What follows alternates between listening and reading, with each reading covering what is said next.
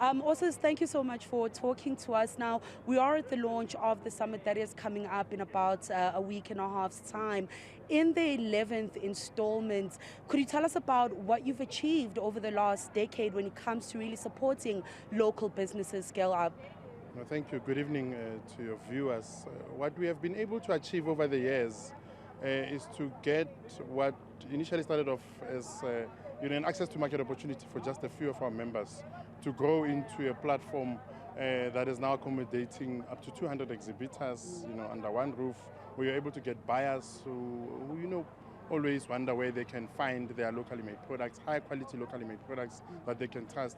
At least this platform allows them to go into a space where they can find these companies and list them on their databases, buy from them, because we've had that question posed to us many times. Where do we find locally made products that we can trust? Where do we find black-owned brands? Where do we find women-owned brands, youth-owned brands? And so through this platform, we are able to get that for buyers, and it's also a networking opportunity for the businesses themselves, both big businesses and the small businesses that exhibit under the banner of the BuyLocal Expo, to then be able to transact with each other. And we've seen a lot of companies who battled with retail space, as an example, get an opportunity to be listed with retailers, on the back of exhibiting at this event. We've seen a lot of companies access buyers that they would otherwise not be able to access.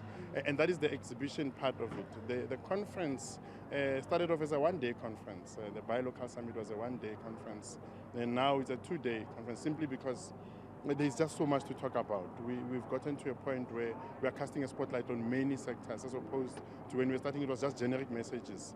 But now it's sector specific, and we're able to then, through this conference, ensure that those industries that are labor intensive, that have the ability to absorb as many of our people as possible, are given an opportunity to tell their stories, so that those who are in a position to can invest knowing that there is a market that we have in South Africa that they will benefit from.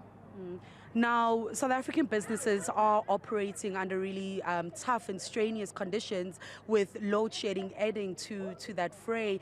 What benefits do local businesses actually get for being part of the Proudly South African?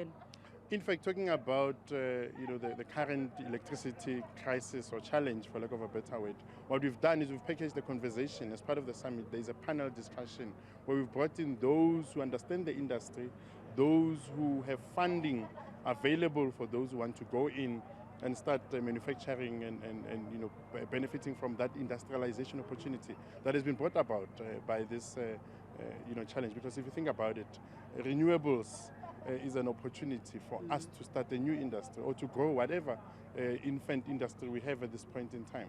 And so we are casting a spotlight also on that one. We've thought about it, and we've built the panel such that if it's a space you are in, or if it's a space you want to go in, at the end of that panel discussion, you will know exactly where you need to go, what you need to do, and that way we will be creating an industry that can then absorb many other people, because the value chains are quite extensive based on the initial work that we've done to see whether this is an industry that is worth going into or not. And so we are confident that this also brings about certain opportunities. It's a challenge. We are in no way downplaying it, but we're saying from that challenge we've seen an opportunity, a localization and industrialization opportunity, and we want people to grab it.